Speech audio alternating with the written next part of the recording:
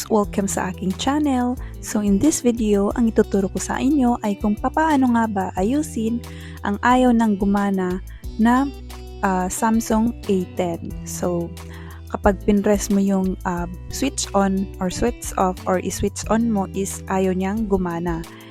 So ito guys, ito yung cellphone ko na ayaw gumana. Ayan. So first step ay i-check nyo muna kung wala ba siyang sira sa labas, okay? Kung ito ba ay hindi nabasa. Ayan, so i-check nyo muna yung labas, okay? So kapag na-check nyo na at wala naman, okay naman yung sa labas niya, wala naman nasira or gaya ng sinabi ko kanina, kung hindi naman siya nabasa, ibig sabihin wala sa labas yung diferensya or yung sira. So ang gagawin natin guys ay, kung mapapansin nyo itong switch on and switch off, okay? At saka itong volume. Yan, so yung volume na pampabawas, okay? So pagsasabay natin to pindutin itong switch off at saka yung volume na sa bandang ibaba. So pagsasabay natin, i-press natin ito ng mga 10 segundo, okay? So ayan, i-press na natin.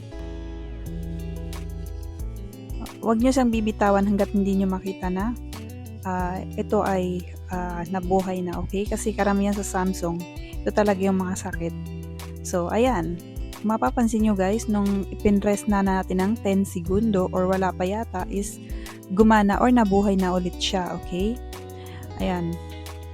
So, ganun lamang guys. Kaya huwag kayong mag-aalala kung sakaling hindi na nag-work or bigla hindi nag-work yung inyong mga Samsung, okay? Or Android phone. Kasi pumunta kayo sa cellphone shop, okay?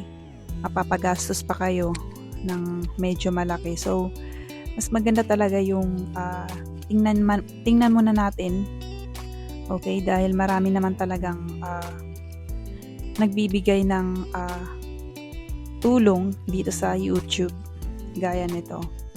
So ayan guys, okay na siya. So hanggang dito na lang, sana ay nakatulong to sa inyo. Bye!